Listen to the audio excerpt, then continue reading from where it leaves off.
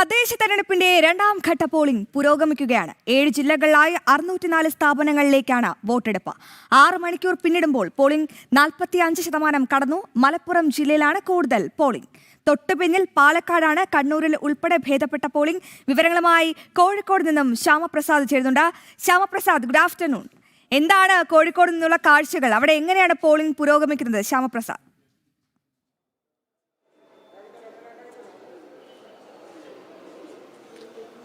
Aswathy, good afternoon. രാഷ്ട്രീയ കേരളത്തിന്റെ പാതി മനസ്സ് ഇപ്പോൾ 6 മണിക്കൂർ പിന്നിടുമ്പോഴേക്കും ശക്തമായ ജനവിധി തന്നെയാണ് രേഖപ്പെടുത്തുന്നത്. ഞാനിപ്പോൾ നിൽക്കുന്നത് കോഴിക്കോട് കോർപ്പറേഷൻ പരിധിയിലാണ്. കോഴിക്കോട് കോർപ്പറേഷൻ പരിധിയിലെ തിരുവണ്ണൂർ ബൂത്തിലാണ്. തിരുവണ്ണൂരിലെ 1-ാം നമ്പർ ബൂത്തിലെ കാഴ്ചയാണിത്.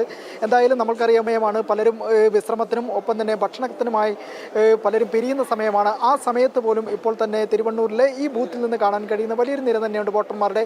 അങ്ങനെ തങ്ങളുടെ സമ്മതിദാനാവകാശം വിനിയോഗിക്കാനായിട്ട് ഇപ്പോഴും രണ്ടാം ഘട്ടത്തിലും ശക്തമായ ഒരു വോട്ടർമാരുടെ നിര തന്നെയാണ് ഇപ്പോൾ കാണാൻ കഴിയുന്നത്. ഈ തിരുവണ്ണൂർ ഈ ബൂത്തിൽ തന്നെ കാണാൻ കഴിയുന്നതും അതുതന്നെയാണ് കോഴിക്കോടിൻ്റെ പല ഭാഗങ്ങളിലും, ജില്ലകളിലടക്കം പല ഭാഗങ്ങളിലും കാണാൻ കഴിയുകയും ചെയ്യുന്നത്. അങ്ങനെ ശക്തമായൊരു സമ്മതിദാനാവകാശം വിനിയോഗിക്കുന്ന തരത്തിലേക്ക് രണ്ടാം ഘട്ടത്തിൽ വോട്ടർമാർ കടന്നു കഴിഞ്ഞിരിക്കുന്നു എന്നതിൻ്റെ ഏറ്റവും വലിയ തെളിവ് തന്നെയാണ് ഈ ഒരു വോട്ടർമാരുടെ നീണ്ട നിര പല ബൂത്തുകളിലും ഉണ്ടാകുന്നത്. എന്തായാലും ഇത്തരത്തിലേക്ക് പോകുമ്പോൾ പല ബൂത്തുകളിലും വൈകുന്നേരത്തോടു കൂടി തന്നെ നിശ്ചിത സമയത്തിന് ശേഷം വോട്ടർമാരുടെ ഒരു നീണ്ട നിര പ്രകടമാകാൻ തന്നെയുണ്ട്. അങ്ങനെയാണെങ്കിൽ കൂടുതൽ അവസാനത്തെ വോട്ടർമാർക്കും ടോക്കൺ നൽകിയ ശേഷമായിരിക്കും ഇത്തരത്തിൽ സമ്മതിദാനാവകാശം വിനിയോഗിക്കാനായി അവരെ ക്രമപ്പെടുത്തുകയും ചെയ്യുക. അങ്ങനെ വലിയൊരളവിൽ ഇത്തരത്തിൽ മുന്നോട്ട് പോകുമ്പോഴും സമാധാനപരമായി തന്നെയാണ്. വലിയ അനിഷ്ട സംഭവങ്ങളോ മറ്റ് കാര്യങ്ങളോ ഒന്നും തന്നെ റിപ്പോർട്ട് ചെയ്തിട്ടുമില്ല.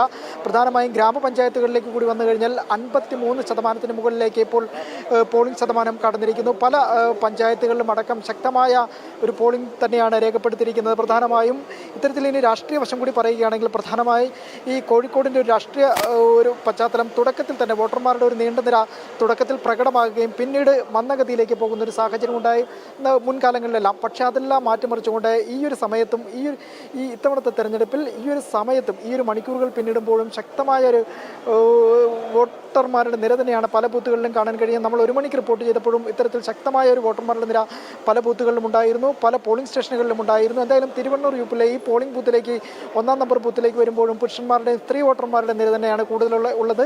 ഒപ്പം തന്നെ 26,80,000 വോട്ടർമാരാണ് കോഴിക്കോട് ജില്ലയിൽ മാത്രമുള്ളത്. അതിൽ 14 ലക്ഷത്തിലധികം വോട്ടർമാർ ഇപ്പോൾ തന്നെ സമ്മതിദാനാവകാശം വിനിയോഗിച്ച് കഴിഞ്ഞിരിക്കുന്നു. ഇപ്പോൾ തന്നെ നമുക്കറിയാൻ കഴിയും. ഇപ്പോൾ ഈ ദൃശ്യങ്ങളിൽ കാണുന്നവർ പലരും ഇത്തരത്തിലുള്ള വോട്ടർമാരെ കൊണ്ടുവന്ന് അവരുടെ സമ്മതിദാനാവകാശം വിനിയോഗിക്കാൻ പ്രത്യേക സജ്ജീകരണങ്ങൾ മുന്നണികളെല്ലാം തന്നെ നേതൃത്വം കൊടുത്തിരിക്കുന്നു. അങ്ങനെ പല ഭാഗത്തു നിന്ന് മുന്നണികൾ പരമാവധി തങ്ങളുടെ വോട്ടർമാരെ പോളിംഗ് ബൂത്തിലേക്ക് എത്തിക്കാനുള്ള കാഴ്ചകളെല്ലാം തന്നെ ആണ് ഇവിടെ നിന്ന് കാണാൻ കഴിയുന്നത്. എന്തായാലും രാഷ്ട്രീയ കേരളത്തിൻ്റെ പാതി മനസ്സ് ഇപ്പോൾ ഈ ശക്തമായ ജനവിധിയാണ് രണ്ടാം ഘട്ടത്തിൽ രേഖപ്പെടുത്തിക്കൊണ്ടിരിക്കുന്നത്. എന്തായാലും പരമാവധി വോട്ടർമാരെ പോളിംഗ് ബൂത്തിലേക്ക് എത്തിക്കാനുള്ള ശ്രമങ്ങൾ മുന്നണികളും ഇപ്പോഴും നടത്തിവരികയാണ്. അശ്വതി, തീർച്ചയായും ശ്യാമപ്രസാദ്, കാര്യങ്ങൾ വളരെ വ്യക്തമാണ്. ഇനി നമുക്ക് പാലക്കാടേക്ക് ഒന്ന് പോകാം. അവിടെ നിന്നും അരുൺ ആലത്തൂർ ചേരുന്നുണ്ട്. അരുൺ, പാലക്കാട് നിന്നുള്ള തെരഞ്ഞെടുപ്പ് കാഴ്ചകൾ, വിശേഷങ്ങൾ അതെന്തൊക്കെയാണ്? എത്ര ശതമാനം പോളിംഗ് ആണ് അവിടെ രേഖപ്പെടുത്തിയത്? എന്തൊക്കെ വിവരങ്ങളാണ് അവിടെ നിന്ന് ലഭിക്കുന്നത്?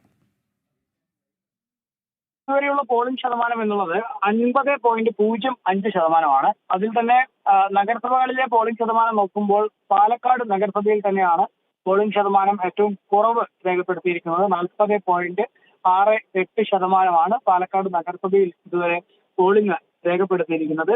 ഏറ്റവും കൂടുതൽ പോളിംഗ് രേഖപ്പെടുത്തിയിരിക്കുന്നത് പട്ടാമ്പി നഗരസഭയാണ്. 54.29% പോളിംഗ് പട്ടാമ്പിയിൽ രേഖപ്പെടുത്തിയിട്ടുണ്ട്. ഏതായാലും പാലക്കാട് ഇന്നിപ്പോൾ രാവിലെ മുതലുള്ള സംഭവങ്ങളിൽ പ്രധാനമായുള്ള ഒരു വിഷയം എന്നുള്ളത് ഈ UDF സ്ഥാനാർത്ഥി വോട്ടിന് വേണ്ടി പണം നൽകി എന്നുള്ളൊരു വിഷയമാണ്. അത് പാലക്കാട് ശ്രീകൃഷ്ണപുരത്താണ് അത്തരത്തിൽ വോട്ടർക്ക് ഈ സ്ഥാനാർത്ഥി പണം നൽകിയിരിക്കുന്നത്. അവിടുത്തെ രാമകൃഷ്ണൻ എന്ന UDF സ്ഥാനാർത്ഥിയാണ് വോട്ടർക്ക് 1000 രൂപ നൽകിയത്. ഇതിന്റെ ദൃശ്യങ്ങളും അതുപോലെ തന്നെ ഓഡിയോ സന്ദേശം ഉൾപ്പെടെ പുറത്തു വന്നിട്ടുണ്ട്. ശ്രീകൃഷ്ണപുരം പഞ്ചായത്തിലെ വാർഡ് 11-ലാണ് ഇത്തരം ഒരു സംഭവം ഉണ്ടായത്. മംഗലാംകുന്ന് സർവീസ് സഹകരണ ബാങ്കിന് സമീപത്തുള്ള ഈ കോൺഗ്രസിന്റെ ബൂത്ത് ഓഫീസിൽ വെച്ച് കോൺഗ്രസ് സ്ഥാനാർത്ഥി K രാമകൃഷ്ണൻ വോട്ടർക്ക് പണം കൊടുക്കുകയായിരുന്നു. കോൺഗ്രസിന്റെ മണ്ഡലം ഭാരവാഹി കൂടെയാണ് ഈ രാമകൃഷ്ണൻ എന്നുള്ളതും പ്രത്യേകതയാണ്. അതായത് അത്തരത്തിൽ വോട്ടർമാർക്ക് പണം നൽകി സ്വാധീനിക്കാൻ ഉൾപ്പെടെ ശ്രമം നടക്കുമ്പോൾ അത് പരാജയ ഭീതിയിലാണ് എന്നുള്ള വിമർശനമാണ് BJPയും അതുപോലെ തന്നെ CPM ഒക്കെ കോൺഗ്രസിനെതിരെ ഉന്നയിക്കുന്നത്. ഒപ്പം രാഹുൽ മാങ്കൂട്ടത്തിൽ വിഷയവും പാലക്കാട് വലിയ ചർച്ചയാവുന്ന സാഹചര്യം തന്നെയാണ്. ഇപ്പോൾ വോട്ടെടുപ്പ് പുരോഗമിക്കുമ്പോഴും രാഹുൽ മാങ്കൂട്ടത്തിൽ ഇപ്പോൾ ഒളിവിൽ തുടരുകയാണ്. ഇതുവരെ വോട്ട് ചെയ്യുന്നതിന് വേണ്ടി പാലക്കാട്ടേക്ക് എത്തിയിട്ടേ ഇല്ല എന്നുള്ളതാണ്. ഇന്നിപ്പോൾ വി കെ ശ്രീകണ്ഠൻ MP അതുപോലെ തന്നെ ഷാഫി പറമ്പിൽ എന്നിവരൊക്കെ രാഹുൽ വിഷയവുമായി ബന്ധപ്പെട്ട് പ്രതികരിക്കുകയും ചെയ്തു. രാഹുലിനെ ന്യായീകരിച്ച് സംസാരിക്കുകയായിരുന്നു ഷാഫി പറമ്പിൽ ചെയ്തത്. രാഹുൽ വിഷയം തെരഞ്ഞെടുപ്പിൽ തിരിച്ചടിയാവില്ല, അതുപോലെ തന്നെ രാഹുലിന്റെ വിഷയം വീണ്ടും ചർച്ചയാക്കുന്നത് സർക്കാരാണ്, സ്വർണ്ണക്കൊള്ള ഉൾപ്പെടെ മുക്കാൻ വേണ്ടിയാണ് രാഹുൽ വിഷയത്തെ ചർച്ചയാക്കുന്നത്, അതൊരു ജനങ്ങളെ ബാധിക്കുന്ന വിഷയമല്ല. അതായത് കഴിഞ്ഞ 2 ആഴ്ചക്കാലമായി പാലക്കാട് അനാഥമായി കിടക്കുകയാണ്. 2 ആഴ്ചയല്ല, ഏകദേശം 3 മാസത്തിലേറെയായി പാലക്കാട് അനാഥമായി കിടക്കുകയാണ്, MLA ഇല്ലാതെ. അതിന് കാരണവും ഷാഫി പറമ്പിൽ തന്നെയായിരുന്നു. ഷാഫി പറമ്പിലാണ് രാഹുൽ മാങ്കൂട്ടത്തിലെ പാലക്കാട്ടേക്ക് കൊണ്ടുവന്ന് ഈ വോട്ടർമാരുടെ ഇടയിൽ പരിചയപ്പെടുത്തി ഇവിടെ വിജയിപ്പിച്ചതും ഒക്കെ ഷാഫിയുടെ നേതൃത്വത്തിലാണ്. പക്ഷേ അതേ ഷാഫി തന്നെ ഇപ്പോൾ അതൊരു ജനങ്ങളെ ബാധിക്കുന്ന വിഷയമല്ല. അതായത് ഇത്രയും മാസങ്ങളായിട്ട് ഒരു MLA ഇല്ലാതെ അനാഥമായി മണ്ഡലം കിടക്കുമ്പോൾ അത് ജനങ്ങളെ ബാധിക്കുന്ന വിഷയമല്ല എന്ന് പറഞ്ഞ് ആ വിഷയത്തിൽ നിന്ന് തടി തപ്പുന്ന അല്ലെങ്കിൽ അതിൽ നിന്ന് ഒഴിഞ്ഞു മാറുന്ന ഒരു സമീപനം. അതിൽ ഏറ്റവും പ്രധാനപ്പെട്ട ഒരു കാര്യം, ഇന്ന് ഈ കേരളത്തിന്റെ മുഴുവൻ കണ്ണുകളും പാലക്കാടേക്കാണ്. അവിടെ രാഹുൽ മാങ്കൂട്ടത്തിൽ വോട്ട് ചെയ്യാൻ എത്തുമോ എന്നാണ് രാഷ്ട്രീയ കേരളം ഉറ്റുനോക്കുന്നത്. നമുക്ക് അത്തരത്തിൽ എന്തെങ്കിലും വിവരം ലഭ്യമായിട്ടുണ്ടോ? എത്തുമോ രാഹുൽ മാങ്കൂട്ടത്തിൽ? രാഹുൽ ചിലപ്പോൾ ഇന്നിപ്പോൾ വൈകിട്ടോടുകൂടെ, അതായത് ഒരു 5 മണിയോടുകൂടെ വോട്ട് രേഖപ്പെടുത്താൻ എത്താനുള്ള സാധ്യതയുണ്ട് എന്നുള്ളതാണ് അറിയുന്നത്. അതായത് രാവിലെ രാഹുൽ എത്തിക്കഴിഞ്ഞാൽ അത് സ്വാഭാവികമായിട്ടും വലിയ വാർത്തകൾ ആവുകയും അത് വോട്ടർമാരെ ഉൾപ്പെടെ കൂടുതൽ സ്വാധീനിക്കുന്നതിലേക്ക് കാര്യങ്ങൾ എത്തും എന്നുള്ളതാണ് UDFന്റെ വിലയിരുത്തൽ. അതുകൊണ്ട് തന്നെ രാഹുലിനോട് വോട്ട് ചെയ്യാൻ വരികയാണെങ്കിൽ വൈകിട്ടോടുകൂടെ വന്നാൽ മതി എന്ന് കോൺഗ്രസ് നിർദ്ദേശം നൽകിയിട്ടുണ്ട് എന്നുള്ളതാണ് നമുക്ക് മനസ്സിലാക്കാൻ സാധിക്കുന്നത്. നിലവിലേതായാലും രാഹുൽ മാങ്കൂട്ടത്തിന്റെ വാർഡ് എന്നുള്ളത് അത് കുന്നത്തൂർമയുടെ നോർത്തിലാണ് രാഹുലിന് വോട്ടുള്ളത്. അവിടുത്തെ ബൂത്ത് നമ്പർ 2-ലാണ് രാഹുലിന് വോട്ടുള്ളത്. അവിടെ രാഹുൽ എത്തുമോ എന്ന് എല്ലാവരും ഉറ്റുനോക്കുന്നുണ്ട്. അതേസമയം തന്നെ പാലക്കാട് നഗരസഭയിൽ കോൺഗ്രസിനെ സംബന്ധിച്ചിടത്തോളം രാഹുൽ മാങ്കൂട്ടത്തിൽ വിഷയത്തിൽ വലിയ പ്രതിരോധത്തിലാണ് അവർ എന്നുള്ളതിൽ തീർച്ചയായും അരുൺ, വ്യക്തമാണ്. എന്തായാലും നമുക്കിനി കണ്ണൂരേക്കൊന്ന് പോകണം. അവിടെ നിന്നും മിഥുൻ ചേരുന്നുണ്ട്. Mithun, good afternoon. കണ്ണൂരിൽ എന്താണ് കാഴ്ചകൾ? അവിടെ വടക്കൻ കേരളത്തിൽ പൊതുവെ മികച്ച പോളിംഗ് നടക്കുമ്പോഴും കണ്ണൂരിൽ ഒരു മന്ദഗതിയിലാണ് അവിടുത്തെ പോളിംഗ് നടക്കുന്നത്. അപ്പോൾ അവിടെ നിന്ന് ലഭിക്കുന്ന വിവരങ്ങൾ എന്താണ്? ഉച്ചയ്ക്ക് ശേഷം എന്താണ് അവിടുത്തെ സ്ഥിതി?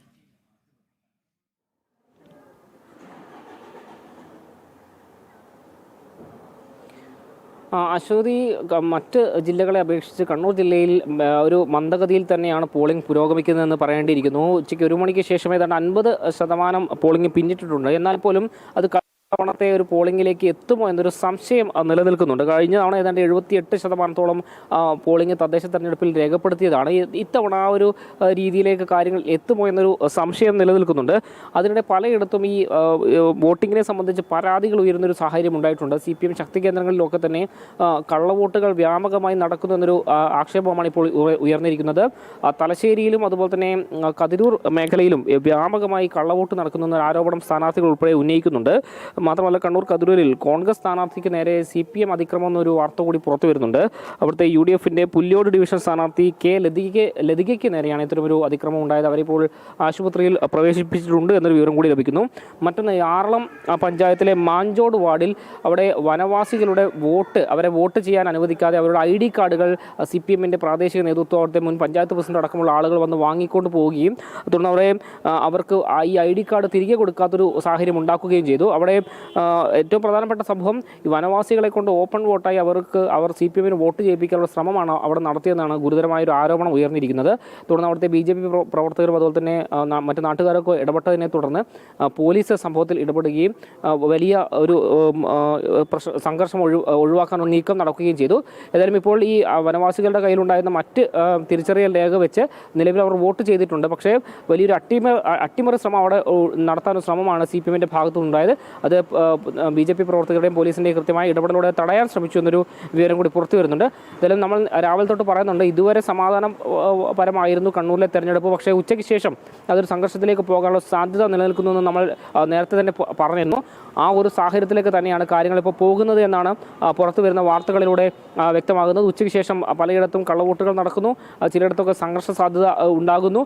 ഏതായാലും സംസ്ഥാനത്ത് ഏറ്റവും കണ്ണൂർ ജില്ലയിൽ ഇത്രയും നേരം ഉച്ചവരെ സമാധാനപരമായ രീതിയിൽ തന്നെയാണ് വോട്ടിംഗ് നടന്നത്. ഇനി അങ്ങോട്ട് തീർച്ചയായും അങ്ങനെ മിഥുൻ, തന്നെ ആയിരിക്കും. എന്തായാലും വടക്കൻ കേരളം ഇങ്ങനെ പോളിംഗ് ബൂത്തിലേക്ക് എത്തുമ്പോൾ അല്ലെങ്കിൽ വോട്ടിടാൻ എത്തുമ്പോഴും കണ്ണൂരിൽ മന്ദഗതിയിലാണ് പോളിംഗ് പുരോഗമിക്കുന്നത്. മാത്രമല്ല അവിടെ കള്ളവോട്ട് പരാതിയും വ്യാപകമായി ഉയരുന്നുണ്ട്. ഉച്ചയ്ക്ക് ശേഷം ഒരു സംഘർഷ സാധ്യത നിലനിൽക്കുന്നുണ്ടെന്നാണ് ഞങ്ങളുടെ പ്രതിനിധി മിഥുൻ അറിയിച്ചത്.